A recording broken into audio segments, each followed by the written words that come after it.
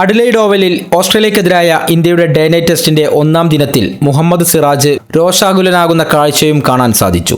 Australian ഇന്നിംഗ്സിലെ 25-ാം ഓവറിലെ അവസാന പന്തിൽ റണ്ണപ്പിൽ നിൽക്കുമ്പോൾ ഒരു ആരാധകൻ സൈഡ് സ്ക്രീനിൽ കൂടി നടക്കുന്നത് കണ്ടതിനെ തുടർന്നായിരുന്നു മാർനസ് ലംബുഷാന്റെ ശ്രദ്ധ തെറ്റിയത്.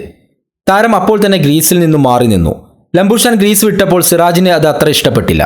ലംബുഷാൻ സൈഡ് സ്ക്രീനിലേക്ക് ആംഗ്യം കാണിക്കുകയും ചെയ്തു. പക്ഷേ അപ്പോഴേക്കും സിറാജ് രോഷാകുലനായിരുന്നു. ശാന്തത നഷ്ടപ്പെട്ട സിറാജ് പന്ത് സ്റ്റംപിന് നേരെ എറിഞ്ഞു.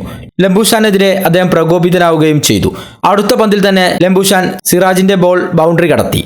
രോഹിത് ശർമ്മയുടെ നേതൃത്വത്തിലുള്ള ടീം ഇന്ത്യ ആദ്യ ദിനത്തിന്റെ അവസാന ഘട്ടത്തിൽ കടുത്ത പ്രതിസന്ധിയിലാണ് മത്സരം അവസാനിപ്പിച്ചത്. 9 വിക്കറ്റ് കയ്യിലിരിക്കെ 94 റൺസിന്റെ പിന്നിലാണ് ഓസ്ട്രേലിയ.